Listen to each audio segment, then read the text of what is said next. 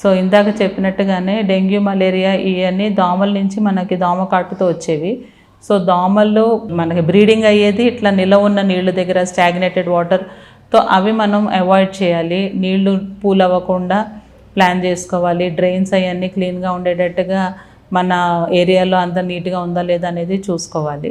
Second thing, మనకి ఈ దోమలు రాకుండా మన ఇంట్లో మనం తీసుకోవాల్సిన జాగ్రత్తలు అనేది మాస్కిటో మెష్ లేదా మాస్కిటో రెపెలెంట్స్ అంటే ఓడోమాస్ అటువంటివి రాసుకోవటం, దోమలు కాటేయకుండా చూసుకునేటట్టుగా ప్రయత్నం చేయాలి. ప్లస్ మన ఇమ్యూనిటీని బూస్ట్ చేసుకునేటట్టుగా మంచి ఆహారము, మంచిగా లిక్విడ్స్ అవి తీసుకుంటూ కాస్త మన న్యూట్రిషన్ ఇంప్రూవ్ చేసుకోవాలి. సో బై ఛాన్స్ ఏమైనా వీటి వల్ల మనకు ప్రాబ్లం వచ్చినా మన బాడీలో రోగనివారణ శక్తి మంచిగా ఉండటం వల్ల మనకి సీరియస్గా ప్రాబ్లమ్స్ రాకుండా ఉంటాయి. అండ్ ఇన్స్పైట్ ఆఫ్ దిస్ మనం ఎన్ని జాగ్రత్తలు తీసుకున్నా కూడా ఒకవేళ ఏమైనా మనకి సిమ్టమ్స్ కనిపించినా, సడన్గా జ్వరం రావటం, ఒళ్ళు నొప్పులు రావటము, బాగా డీహైడ్రేట్ ఫీల్ అవ్వటం, ఇటువంటివి ఉన్నప్పుడు సొంత వైద్యం చేసుకోకుండా మెడికల్ అటెన్షన్కి వెళ్ళటం కరెక్ట్గా ఉంటుంది. సో వాళ్ళు ఇంకా చూసి మీ సిమ్టమ్స్ బట్టి మీకు రాసిన మెడిసిన్స్, ఏమైనా బ్లడ్ ఇన్వెస్టిగేషన్ చేయాలంటే చేయించిన దాన్ని బట్టి ఫర్దర్ మేనేజ్మెంట్ ఎట్లా ఉంటుందో అనేది మీ డాక్టర్ ప్లాన్ చేస్తారు.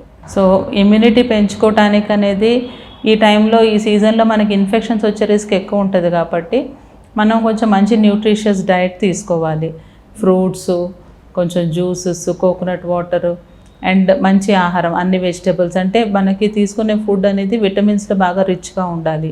సో ఆ కైండ్ ఆఫ్ డైట్ తీసుకోవటం వల్ల మన బాడీలో కొంచెం ఈ రోగ నివారణ శక్తి బాగా డెవలప్ అయ్యి ఇమ్యూనిటీ ఇంప్రూవ్ అయ్యి మనకి ఇన్ఫెక్షన్స్ రాకుండా జాగ్రత్త పడవచ్చు. ఎస్పెషల్లీ ఇన్ఫెక్షన్స్ వచ్చే రిస్క్ ఎక్కువ ఉండేది షుగర్ ఉన్న వాళ్ళకి, పెద్దవాళ్ళకి, మరీ చిన్నపిల్లలకి. వాళ్ళకి తీసుకోవాల్సిన జాగ్రత్తలు తీసుకోవాలి. వాళ్ళని ఎంత ప్రొటెక్టెడ్గా ఉంచుకుంటే అంత కరెక్ట్గా ఉంటుంది.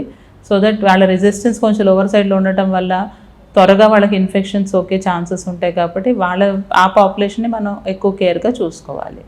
సో బేసికలీ వర్షంలో తడవటం వల్ల ఒకటి ఏంటంటే ఆ చెమ్మ ఎక్కువ అయ్యి వచ్చే ప్రాబ్లమ్స్ ఉంటాయి.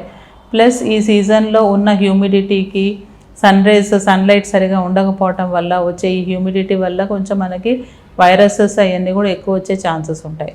సో ఇట్లా సడన్గా ఫీవర్ రావటము, జలుబు, దగ్గులు రావటం, గొంతు నొప్పులు రావటము, ఒళ్ళు నొప్పులు, జాయింట్ పెయిన్స్, ఇవన్నీ కొంచెం ఏమైనా వైరల్ ఇన్ఫెక్షన్ ఉండొచ్చు. దాని నుంచి మనకి ఈ ప్రాబ్లమ్స్ డెవలప్ అయి ఉండొచ్చు అనేది ఆ సిమ్టమ్స్ మనం గుర్తించాలి.